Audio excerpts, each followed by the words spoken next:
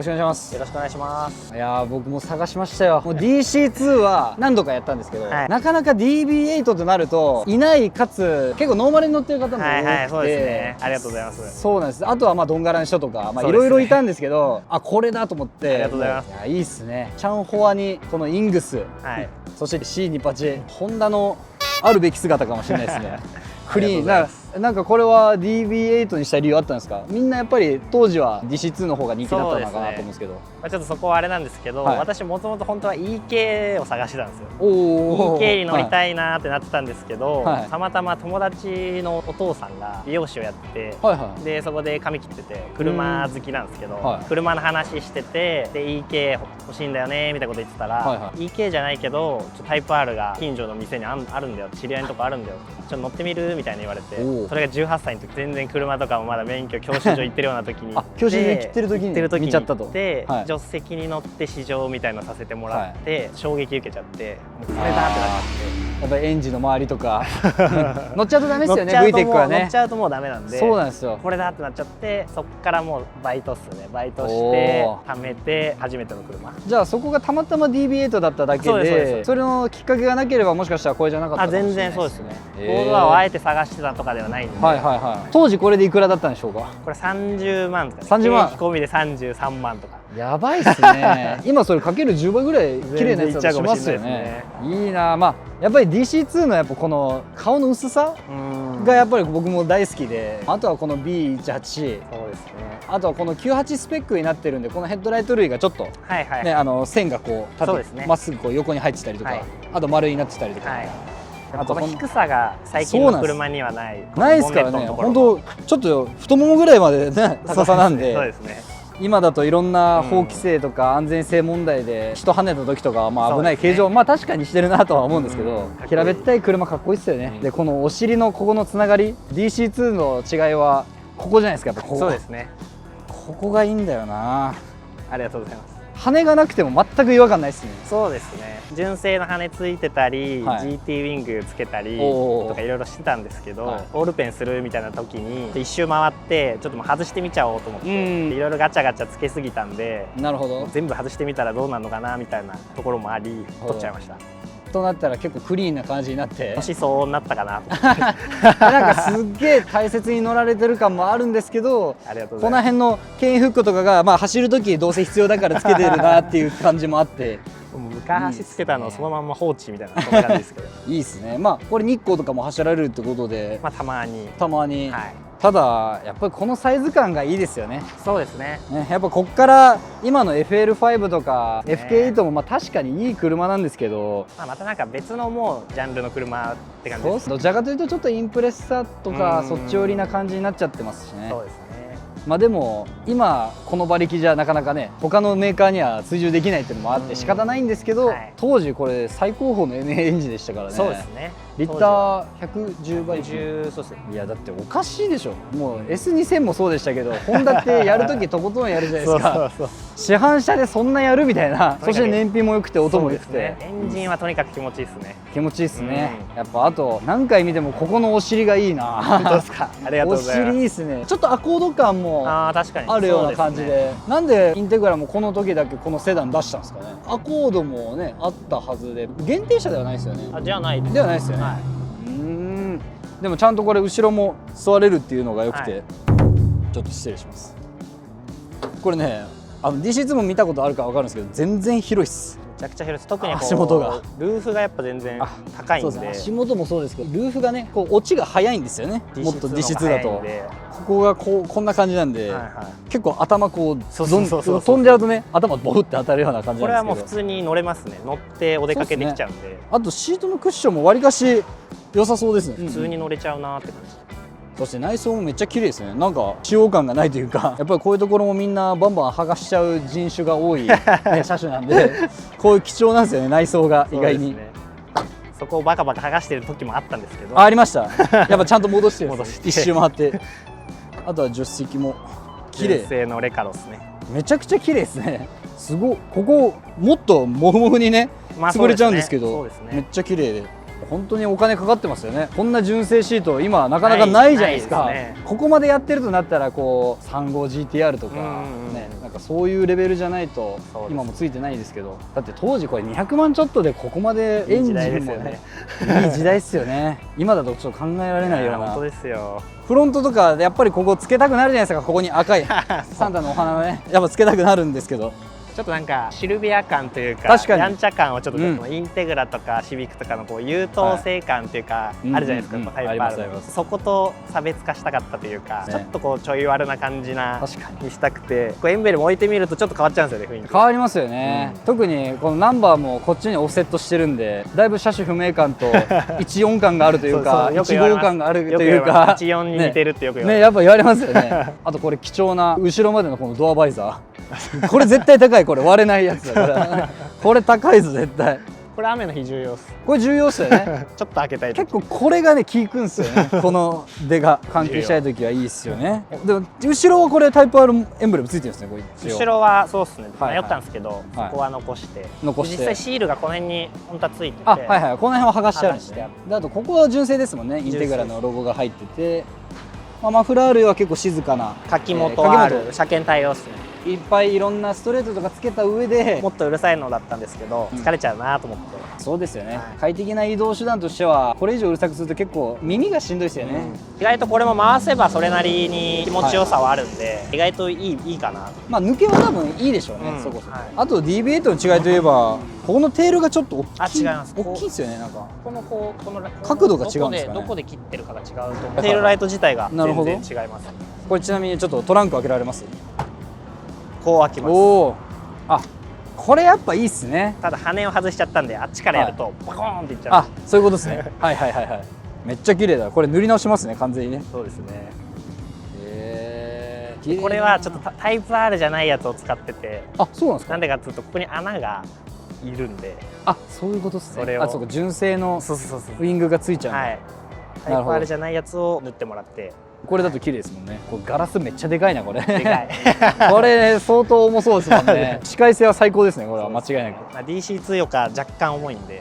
あ、どれぐらい重いですか？50キロぐらいかな。1100ちょいなんでこれは。まあでもこのサイズで4、50キロって結構変わりますもんね。じゃあちょっとご自慢のエンジン見せてもらっていいですか？さあ。みんなホンダ乗りを憧れる絶対王者のエンジン屋さん、ケイテック。そうですね。川島さんでしたっけ？そうですね。かっこいいですね。これやっぱ憧れじゃないですか。憧れです。ラッピングが。これはずっとやりたくて。やりたいですね。7、8年前に23万キロぐらいやって、今何万キロですか？今29万キロです。もう6万キロぐらい乗っちゃったんですよね。これ純正ベースをフルバランス取りしたものなんですよね。だから回転の上がり方とかはスムーズな感じで、オーバーホールプラスアルファぐらいの感じですよね。長く乗るっていうのを重視してみたいな感じで。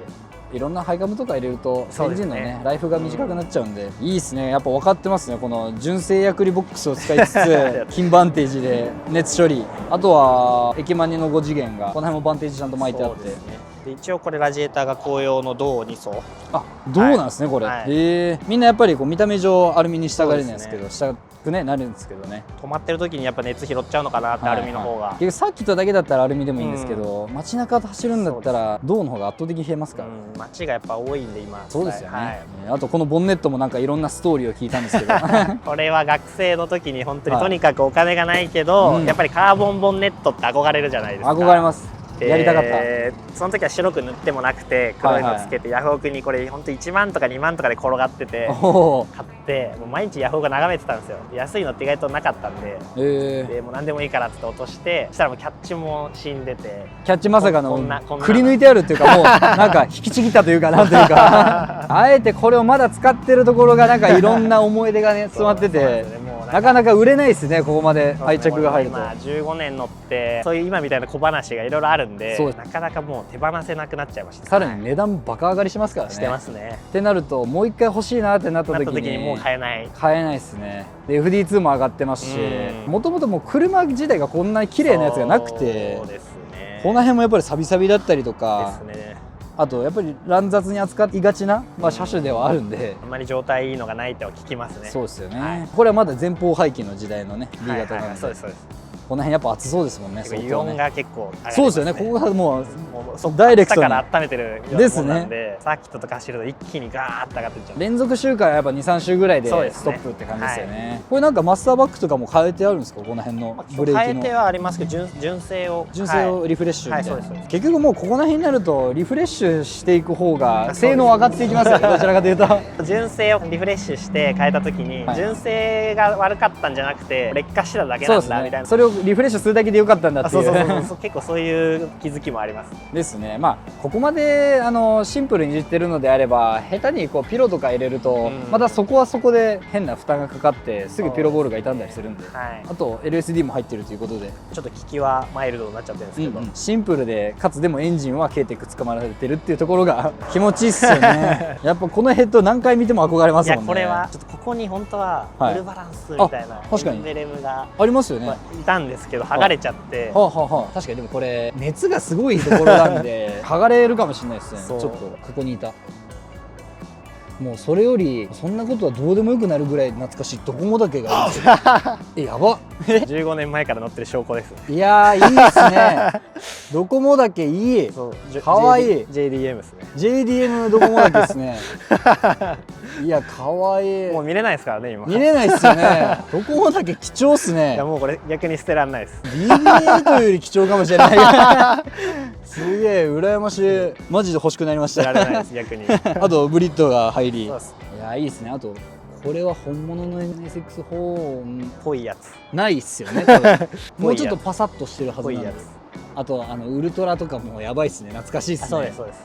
あれでねリミッター解除とか回転も出ますしね。そうですね。やっぱあれじゃないですか、もう憧れますよね、ディフィの3連。そうですね。それも当時の。確かにこのホワイトメーターもないっすよね。なかなかない、難しいですね。乗ってみていいですか。あ、もちろん。いや内装もシンプルですけどかっこいいっすね。あとこの時代ってなんかこのちょっとカーボン調でしたよね。そうです。変なカーボン調。変なやる気がなりますけどね。そうですね。あと EK と同じこの黒メーターに黄色。そうです。まあちょっとなんか EK より若干こう古い感がある気がする。なんか EK のこのレッドゾーンのところとかがちょっと違った気がする。ああ確かに確かに。こっちの方がなんかちょっと古く感じますね。確かに。EK の方が新しいんじゃないかな。そっか EK の方が新しいですね。EK のメーターにちょっと憧れがあるんですけどね。あれねかっこいいっすよね。かっこいい。でもねこんなセダンでまさかの8500ぐらい回りますからね。パンチ効いてますよね。外から見ると見えないですよね。見えないですね。普通の車ですもんね。あいいわこれは。あとこれ多分チタン。そうですね。純正の。チタンノブですね。おいやマジでシフトフィールはマジでホンダが一番いいな多分国産で。ぐにゃぐにゃですけどね。まあ確かに新車に比べるともしかしたら、この辺リンケージのブッシュがね。まあでも走行距離考えたらいい方かな。全然いいですね。オーバーホールしてないですよね。してないですね。エンジンかけてもらっていいですか。やっぱこのセルがいいですね。ホンダの安定の。いやー気持ちいい。ECU とかノーマルですよね。ノーマルです。おいい音するじゃないですか。意外とするんですよ。いい音しますね。ここら辺でブワーンってなるよりはこのちょっといい。これさらにレスポンスめちゃくちゃいい気がする。一応フライホイールが軽量の入ってます。おお。この鍵がね。そうこれいいじゃないですかこれ。ここが潰れるんですよ。ここぐちゃぐちゃ。ここねここでぐちゃぐちゃになっちゃう。これ考えてないっすよね全然ね。ホンダね絶対もうね愛情を感じますこの車は。もうこういうねやっぱドアの内張りとか綺麗なんですよねここが。ちゃんと拭いてるなと。ありがとうございます。本当に綺麗。ここも拭いた跡ありますもん。素晴らしい。あとちょっと最後ホイールのスペックだけ貸してください。これ C28 の。そうです。これブロンズで何 J ぐらいなんですか。これはフロントが 8J プラス42とか43だったのに 11mm のワイトレ入ってます。ワイトレがつけてちょうどいい感じですね。そうですね。キャンバーが3度半ぐらいついてるんでナックルを加工しててフロントのキャンバーつけないとちょっと日光とかで全然曲がんなくて。そうっすよね。特に DC2 とかつけないと本当曲がんないですよね。でそれで結構内側に引っ込んじゃったんでスペーサー入れてます。なるほど。リアが 7J か 7.5 の42とか。42。これ16ですよね。16です。いいっすね16。ボディとバランスが最高だ。あとはちょっと詰め切ってって感じですね。そうですね。まあでも250万か高いっすね。高いっす。今高いっすね。これ30万で、ね、エンジンもこれオーバーホールいくらぐらいでしたっけ？エンジン自体が50万ちょいでしたけど、その時にいろいろ他のなんかドラシャとか、あとインジェクターとかその呼気類とかもやってトータルで100何十ぐらいですけど、もう車を買うぐらいの覚悟でやったんですけど、でも今だと多分エンジンだけで100超えてきちゃうと思うんで。ですよね。エンジンブローする前にやった方がいいですしね。ありがとうございます。じゃあちょっと行っちゃいましょうか。はい。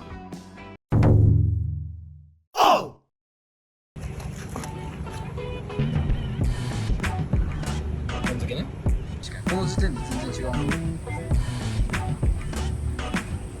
おお。水田さん。はい。水田2つかし。ですね。今回いただいた案件のその HID 屋さんは、HID 並みの圧倒的な光量。HID の方がどうなんですか？ LED の出始めとかだとまだまだ HID の方がみたいなのがありましたけど、今の LED ってもうめちゃくちゃないのもあるじゃないですか。いや、とんでもないバック光だし、光軸もちゃんとカットラインも出るようになったからね。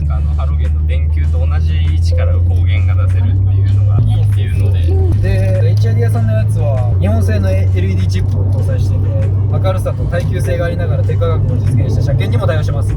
意外にこれね、車検対応でも大事だし、日本の LED チップを、ね、使ってるのも大事ですね。LED もね、結構安い海外製だとすぐ切れるからね。HID 屋が出す LED っていうそう、ことで、HID 屋が出す LED。そこは HID の良さも入ってるんじゃないですかね。確かに HID ずっとやってきた会社の LED バルブだから相当いろんなノウハウがあって作られてるなと思うんで、あとこれね、今回ご提供いただいてるやつはポン付けですよね。確かもうバルブクリクリってひねったらもうポンで付けて、純正 HID 車両にポン付けできるっていう、そう、めちゃくちゃ楽。 HID のなんかバラストとかいらないですもんね。いらないです。逆に純正の HID のバラストをそのまま使えるね。いいっすね。ちょっとじゃあもうすぐ交換できるんで作業します。じゃあ焼けてる？そうでもない。これ純正品っすよね。純正ですね。これが HID。これがポン付けできるやつ。一緒。めちゃくちゃ楽なやつ。この D4S 用なんで。もうあれなんだ、差し込み式なんだ。差し込んでピンで。なるほどね。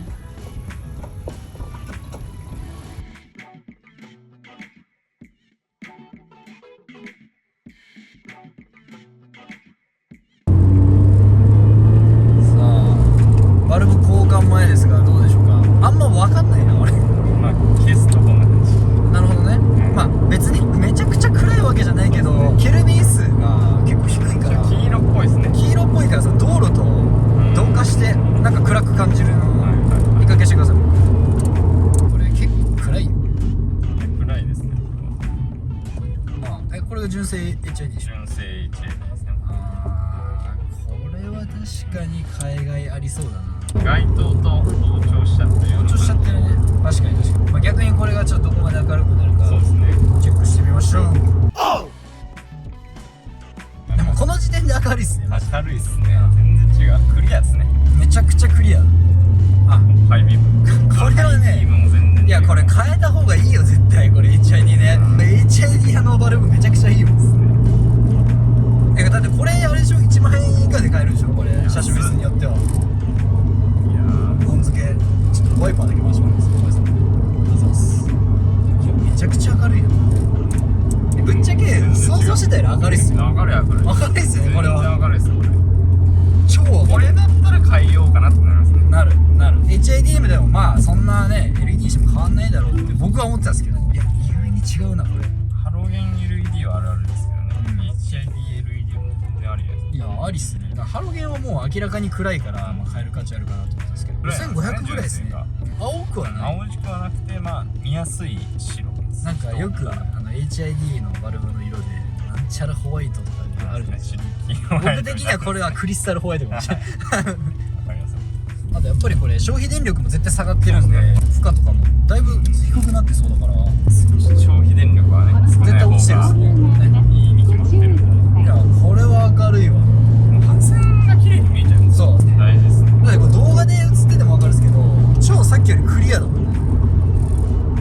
ね。いい HID のやつはこの横までちゃんとね視界に合わせてますね。変わんないですよねこれだと。個人的には100点レベルかもしれない。いや全然もう100点満点。ね、評価するのあれですけど、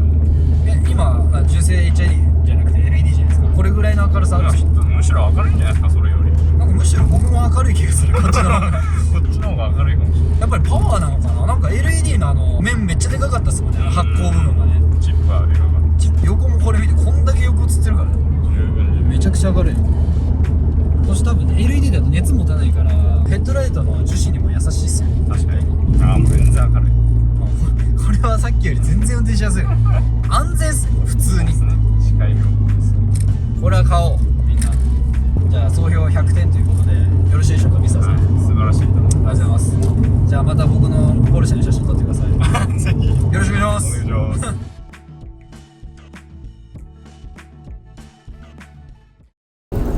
多分ついてますねそれ。途中からのお話ですが、15年間も乗ってたら車に歴史を感じて、この辺のダッシュボードがね若かりし頃のそうなんですよ、ね、いろんな峠にいた時のこれだけは剥がせないとかあるんですよね。あるんですねやっぱり。なんか本当にこれ街乗りも気持ちいいっすね。そうなんですよ、街乗りも普通に乗れて気持ちいいし、けどこのままサーキット持ってっても別にそれなりに遊べる。いいっす。ブレーキタッチいいっすね。そうですね。結局なんか対向キャリパーよりなんかこっちのね片押しの方がタッチいいっすね。なんか別にブレーキ不満感じたことないんで、そうですね。車体も軽いし、しっかりしますね。多分98だったらもうこのまんまでいいんじゃないかな。96の方は結構ブレーキ不満言う人もなんか聞きますけど、モーターちょっと大きくなってるでしょ。そうですね。なんか久々にこんな快適なインテグラ系乗りましたね。いいんですよこれが。いいっすね。最近ハマってるんですよこの快適タイプ R。 だってどこでも行けますもん。いけますこれ全然。ちょっと気になる車高ぐらいですよね。そうですね。バンバン割らないように。そうですそうです、それだけ。やりすぎるとね乗る気がなくなったりとかなんか長距離ねしんどくなっちゃったりするんで。そうですね。もちろんその方がサーキットとか楽しいのはあるんですだろうけど、エンジンもさすがにリフレッシュしてるからパワー感も結構トルクもありますもん。トルクありますけど、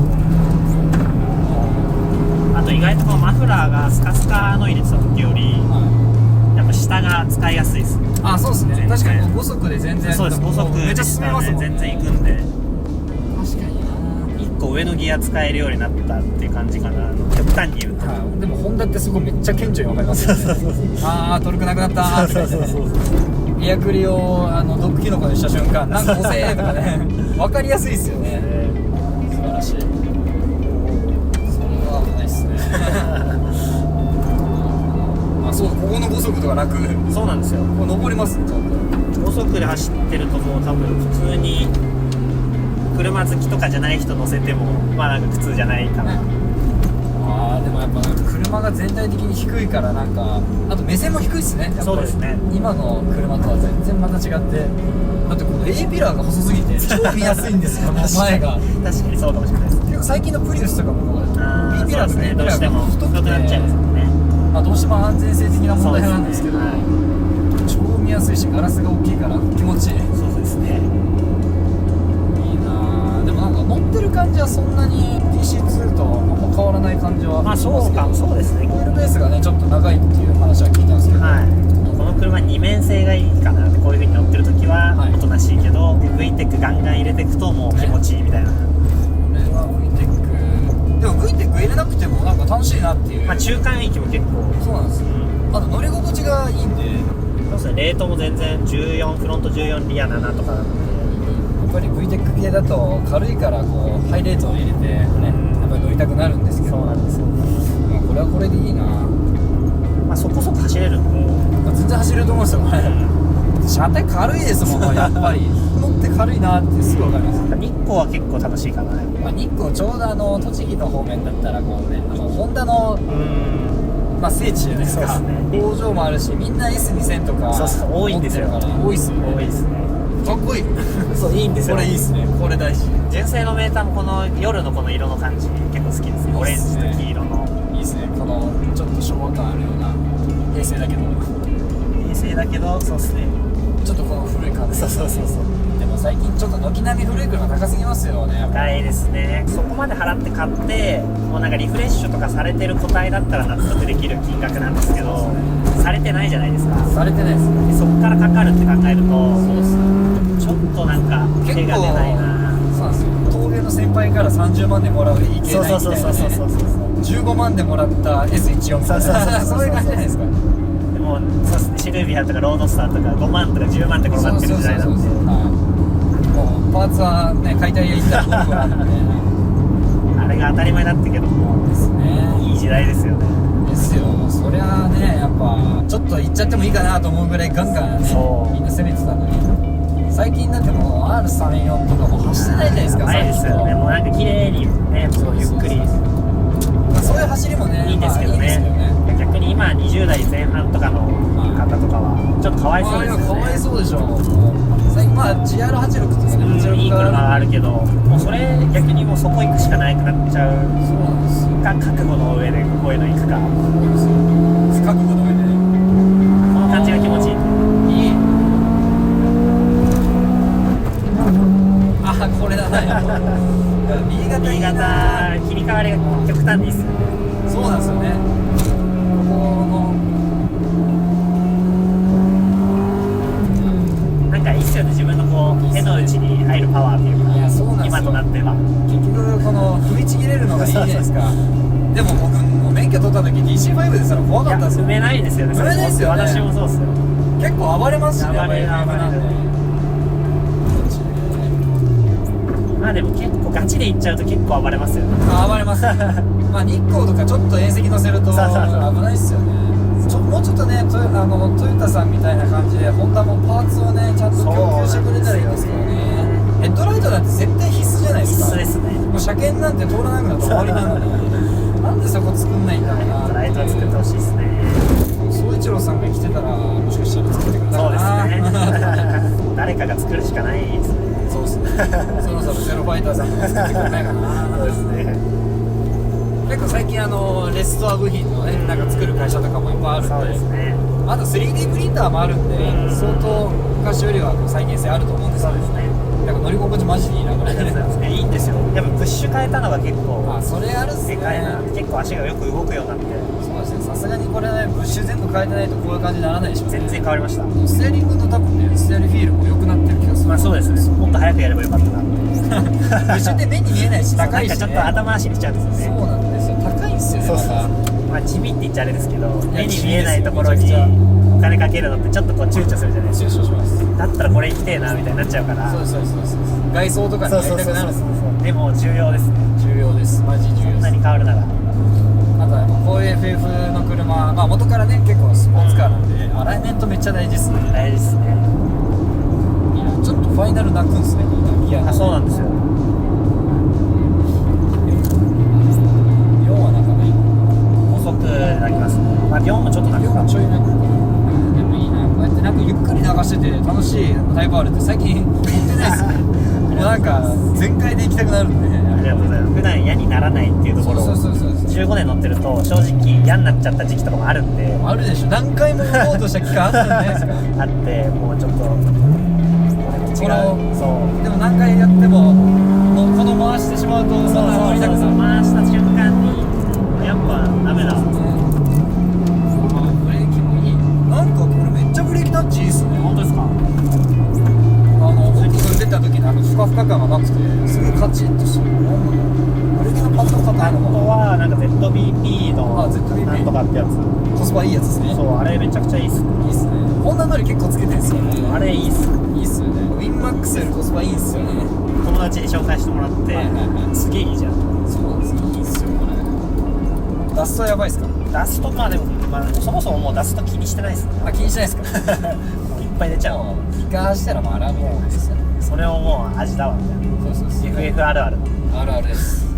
走ってる感みたいな。そう後ろはダストじゃないですけどそう後ろはなんかもう永遠にね残ってますね。パーツもブレーキ効いてんの効いてないのみたいな。そうなんですよ。味があっていいわ。ありがとうございます。結局なんかこう乗ると NA 最高だな。そうっすね。 NA いいっすよね。でもターボも憧れるんだけどみたいなのがこう何回も繰り返してますね。何回も繰り返してますね。こっから僕やるとしたらもうリフレッシュかな。ですね。なんかガチガチは他の人に任せてもらってここまで綺麗だとなんかガチャガチャするのももったいないなっていう感じになっちゃう。そうですね。綺麗に乗りたいかな。もうだってもう疲れるしようってもうぶっちゃけ走ってる時は楽しいですけどね。そうなんですよ。でも 99% は街乗りですね。じゃないですか。ベストバランス。15年かけてやっとたどり着きました。15年かけてたどり着いたところはほぼノーマルでした。そうノーマルいい車でしたと。ノーマルがお金かかってるんですよ。ノーマルでもチューニングカーですからねこれ。そうそう。馬力もねそうおかしいですから。おかしい。ホンダ車ってそうっすよね。車庫帳入れてホイール変えてちょっとマフラー自分好みにしたら終了みたいな。一回ちょっと直感にしていただいて、そうやっぱ一回はね挟んどかないと、一回挟んでやっぱ楽しさがねボーってなって気づいたらなんかもうこの音やだわみたいなうるせえなみたいな感じになるんですよね。乗りたくねえわみたいな。ありがとうございます。はい、これはちょっと30万キロ全然いけそうですね。いきます。これはもうどこまででもどこまででもまあ売れないと思うんで、どうせこれはもうちょっとまたありえない距離行ったらまたぜひやりましょう。ぜひお願いします。次は50万キロ編で